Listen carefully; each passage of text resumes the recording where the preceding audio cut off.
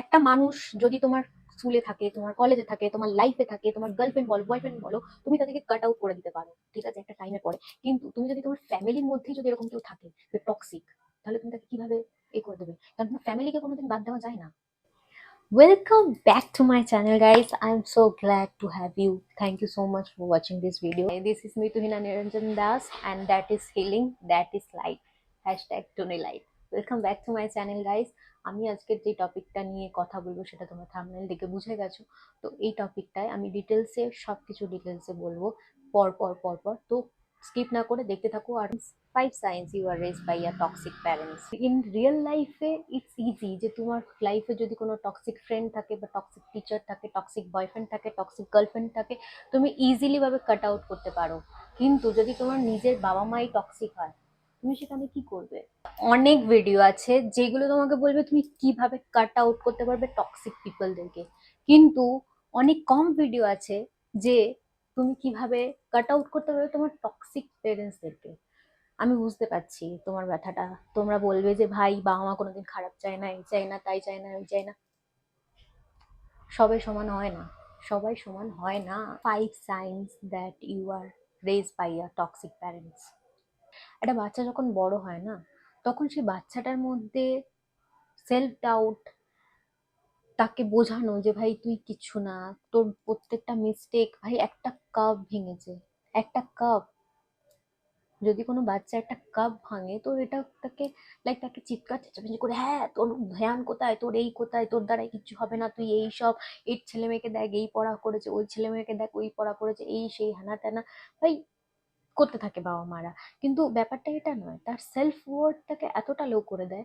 মাঝে মাঝে তো গ্যাস লাইটিং এর মানে চুপ পর্যায়ে চলে যায়। একটা সময় তোমাকে বলবে যে বাবু এটা তোমাকে করলে তোমাকে হচ্ছে আমি ট্রফিটা দেবো, কিন্তু তারপরে হচ্ছে যখন তুমি নাম্বারটা পাও তখন বলে হ্যাঁ হ্যাঁ তেরেছে, তোর দ্বারা কি আর হবে, তোর দ্বারা কিচ্ছুই হবে না, দেখ এ এই করেছে, এই ওই করেছে। মানে উদাহরণ দেবে তোমাকে, সেলফ ওয়ার্থে তোমাকে ডাউন করে দেবে, তুমি কিছু না। আর তোমাকে এমন ভাবে ম্যানুপুলেট করবে, ইমোশনালি ম্যানুপুলেট করবে। আর এরকমও থাকে ভাই, এমন এমন কিছু কথা থাকে, ভাই তো আমি ছোটবেলায় তোকে আমি বড় করেছি, তোর বাবা হচ্ছে এত খেটে আনতো, তোর মা হচ্ছে একা কামিয়ে খেটে এনেছে, আমি যতটা পেরেছি হচ্ছে তোকে ভালোভাবে দেওয়ার চেষ্টা করেছি, এই সেই হেনা তেনা, অনেক কিছু বলার। ঠিক আছে, আমি চেষ্টা করেছি, ভালো স্কুলে পড়েছিস তোরা, ভালোভাবে জামা প্যান্ট পরেছিস, ভালো খেতে পেয়েছিস, হয়তো রেস্টুরেন্টে নিয়ে যেতে পারিনি তো, তাতে কি হয়েছে, বাড়িতে ভালো মন্দ করে রান্না করে খাইছি, এইসব হেনা তেনা বলে বলতে থাকবে। কিন্তু ব্যাপারটা এটা নয়, ব্যাপারটা হচ্ছে এটা, তোমাকে বুঝতে হবে যে ভাই একটা বাচ্চা, ঘর, বাসস্থান, জামা কাপড়, এগুলো হচ্ছে তার বেসিক নিড। সে চায়নি পৃথিবীতে আসতে, তোমরা প্ল্যান করেছিলে, তোমরাই এনেছো তাকে, তো তোমাকে এগুলো দেওয়াটা তার বেসিক নিডের মধ্যে পড়ে। সেইগুলোর জন্য যদি সেই বাচ্চাটা যখন বড় হচ্ছে, বড় হতে হতে তাকে শোনাচ্ছ এইসব জিনিসপত্র, তাহলে কোনো সেন্স আসে না এটার কথার মধ্যে।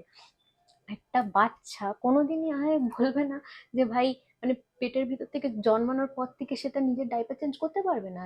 তাকে তার হেল্পটা দরকার, যতক্ষণ না সে তার নিজে ক্যাপাবিলিটি আছে যে নিয়ে সে নিজেকে সামলাতে পারবে। গভর্নমেন্টও একটা টাইম দিয়ে রেখেছে যে 18 বছর, 18 বছরের পরে অ্যাজ আ ইন্ডিয়ান আমাদের মধ্যে সেই সেন্সটা আছে মেয়েদের ক্ষেত্রে যে আমরা একটা ঠিক ডিসিশন নিতে পারবো। তাও অনেকজন নিতে পারে না, অনেকজন নিতে পারে না, কেননা তাদের বাবা মা এমন ভাবে তাদেরকে ছোটবেলা থেকে বড় হয়েছে যে তাদের মধ্যে এত কমই রয়ে গেছে, তারা যখন বাইরের পৃথিবীর কাছে যায় না, তাদেরকে পৃথিবীটা মূর্খ বানিয়ে রাখে, তাদেরকে আর আমার মনে হয় এই ভিডিওটা অনেক শেয়ার করা উচিত। কেননা তুমি যদি মনে করো যে ভাই আমি একটা, মানে একটা, আমার বয়সে যারা আছো তারাও দেখো, আমার থেকে ছোট বয়সে যারা আছো তারা দেখো, আর যারা লাইক প্ল্যান করছো যে বেবির জন্য, তাদেরকেও জানানো উচিত।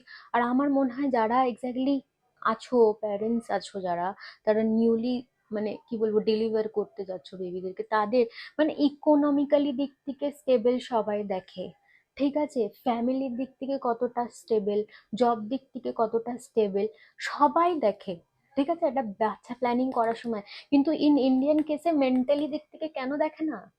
মেন্টালি দিক থেকেও তুমি কতটা স্ট্রং? কেননা বাবা মারা কি করে, নিজের মানে তার হাজবেন্ডের রাগ মা হচ্ছে তার বাচ্চার উপরে গিয়ে দাগ দেখায়, আর বাচ্চাটা হচ্ছে সেখানে গিয়ে এতটা টর্চার ফিল করে।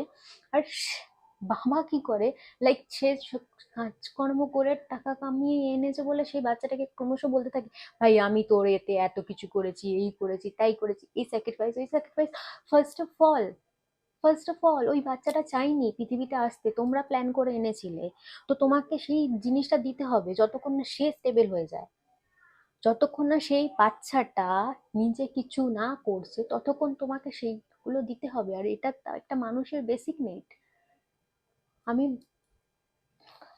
কিভাবে বোঝাবো এটাকে?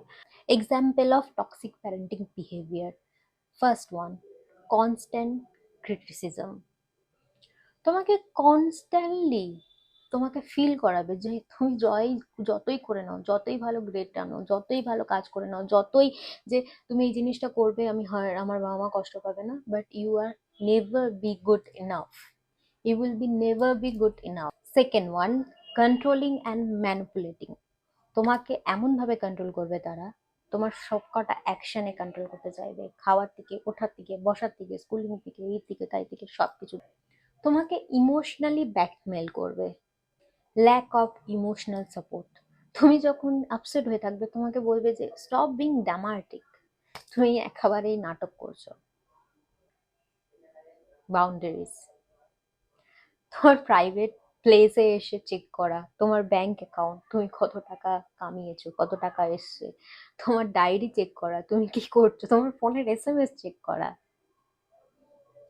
Exactly, control. তোমার খারাপ জিনিসগুলোকে বারবার বারবার তুলে এনে তোমাকে পোক করবে, হয়তো তুমি সেটাকে খারাপও করনি, তোমার কমি গুণ, তোমার এই গুণকে সাপোর্ট করার বদলে তারা তোমাকে ওইগুলো তুলে এনে তোমাকে কথা শোনাতে থাকে। ইমোশনালি নেগলেক্ট, তোমাকে সাইলেন্ট ট্রিটমেন্ট দেবে, তোমাকে এমন ফিল করাবে যে তুমি আনলেভেল, ফিল করাবে ইউ আর আনওয়ান্টেড, আনলেভেলেবল। তোমার সেলফ ওয়ার্থ, তোমার সেলফ এস্টিমকে পুরো হিলিয়ে রেখে দেবে। ইটস নট ইয়োর ফল্ট হানি, আমি আছি, চিন্তা করো না।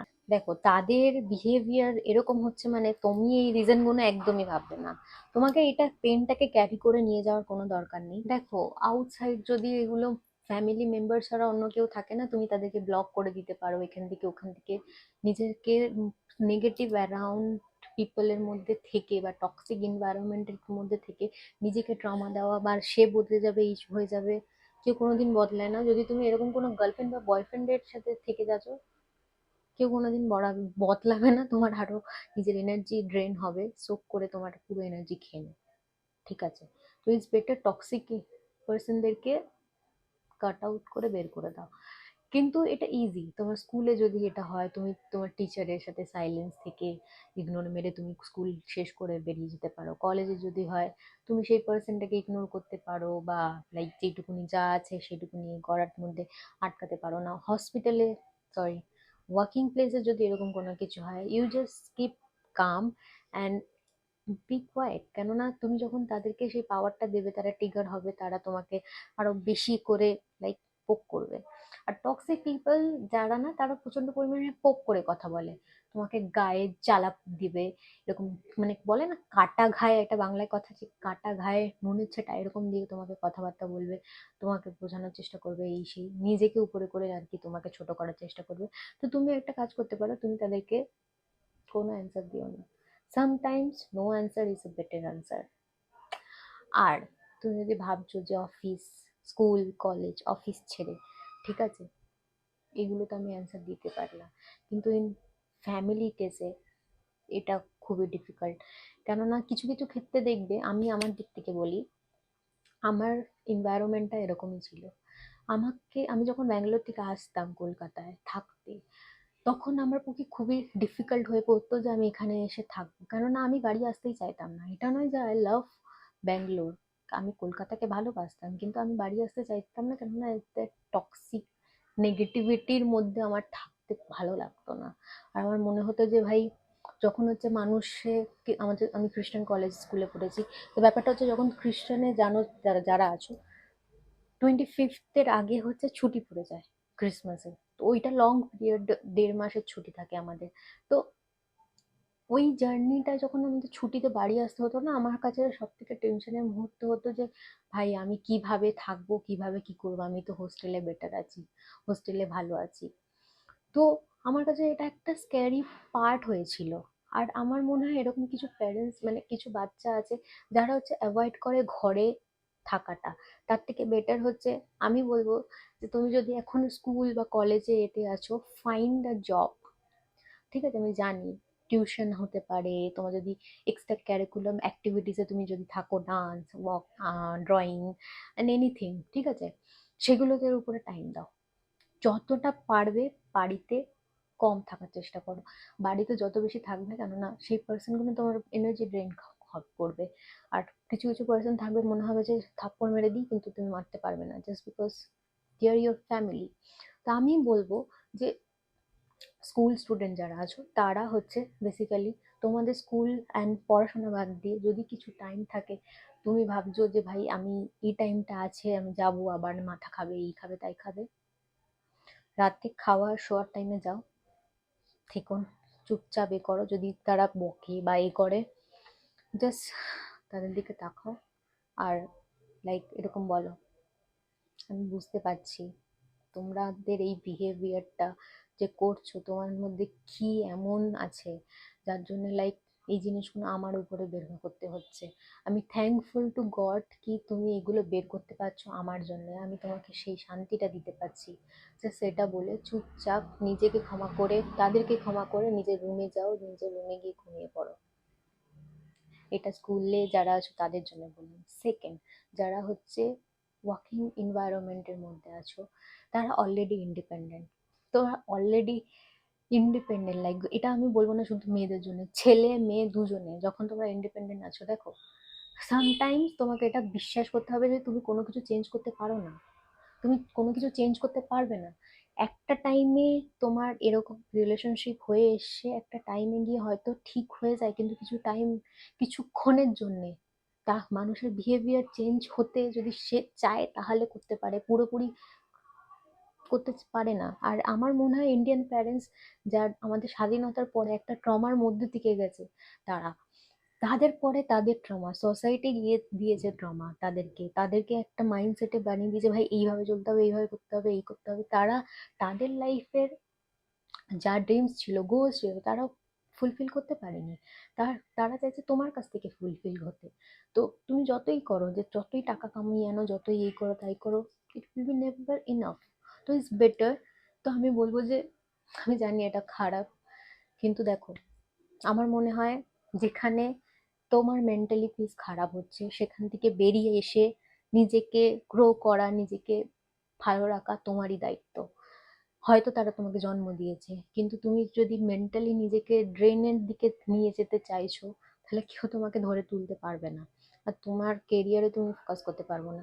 তা আমার মনে হয় যারা ইন্ডিপেন্ডেন্ট আছো, মেয়ে বলো ছেলে বলো, ইকুয়ালি দুজনকেই দরকার ইন্ডিপেন্ডেন্ট হয়ে থাকা উচিত। কেননা তুমি নিজে বাইরে চলে আসো, বাড়ি ছেড়ে দাও। আমি বলছি টক্সিক প্যারেন্টসের সাথে থাকার থেকে নিজে একা আলাদা থাকা, নিজে রান্না পারো না, খেতে পারো না, এই পারো না, সব হয়ে যাবে, যখন প্রেশার আসবে সব শিখে যাবে, কিন্তু ওরকম মেন্টালিটি মানুষের সাথে থেকে নিজের এনার্জি ড্রেন হবে। তো ওইগুলোকে ছেড়ে বেরিয়ে আসা, কেননা তাদের পেইনকে ধরে রেখে তুমি নিজের লাইফটাকে খারাপ করতে থাকবে। আর সেগুলো তোমার দোষও না, কোনোদিন কোনো কিছু তুমি সবকিছু একসাথে ক্যারি করে নিয়ে যেতে পারবে না। আমার মনে হয় মেয়ে আর ছেলে দুজনেরই ইন্ডিভিজুয়ালি ইকোনমিক্যালি ইন্ডিপেন্ডেন্ট হওয়া উচিত। তো এই দিক থেকে আমি বলবো যারা হচ্ছে school going girls and boys আছে তাদেরকে আমি অলরেডি অপশন বলে দিয়েছি। সেকেন্ড অপশন হচ্ছে যারা অলরেডি আমার এই যে তারা ইন্ডিপেন্ডেন্ট কাজ করছো, কর্ম করছো, দেখো এইটাকে ক্যারি করে নিয়ে গিয়ে তুমি তোমার এই নিজের এনার্জি নষ্ট করবে। ইজ বেটার তুমি তোমার মেন্টাল হেলথের উপর ফোকাস করো, তুমি কিভাবে কি করতে চাইছো না চাইছো, না সেখানে থেকে তোমার এনার্জি ক্রমশ ড্রেন হবে, ট্রেনের দিকে তুমি যাবে। তো এর থেকে বেটার তুমি ওই বাড়িটা ছেড়ে দাও, তুমি নিজের রেন্টের বাড়িতে থাকো, তুমি ডাল ভাত খাবে, তোমার বাড়িতে খাওয়া জুটবে না, তুমি এই থাকবে না, বাট তুমি মেন্টালি দিক থেকে শান্ত, তোমার ফল্ট নয় এগুলো যা হচ্ছে না হচ্ছে। তাদের পরিবেশ বানিয়ে দিয়েছে, তারা এরকম টক্সিক হয়েছে। ঠিক আছে, তাদের এই জিনিসগুলোকে ক্ষমা করে দাও। Ultimately they are your parents, তুমি তাদেরকে চেঞ্জ করতে পারবে না। অন্যান্য পার্সনদেরকে তুমি কাট আউট করতে পারো, কিন্তু তাদেরকে তুমি কাট আউট করতে পারবে না। তোমাকে তাদেরকে নিয়ে যেতে হবে। কিন্তু মাঝে মাঝে কি হয়, তোমাকে সেখান থেকে সরিয়ে আনতে হয়, নাহলে তোমাকে জিনিসটা খেয়ে ফেলবে। তুমি দূরে থেকেও তাদের কাছে থাকতে পারো when they need you. Hi, কেমন লাগলো ভিডিওটা অবশ্যই জানিও। I hope it will be helpful you. আমি চেষ্টা করেছি, আমি জানি না কতটা ভালো বানাতে পেরেছি। আমি স্টিল চেষ্টা করছি, কেননা I am stay with me. Love you guys.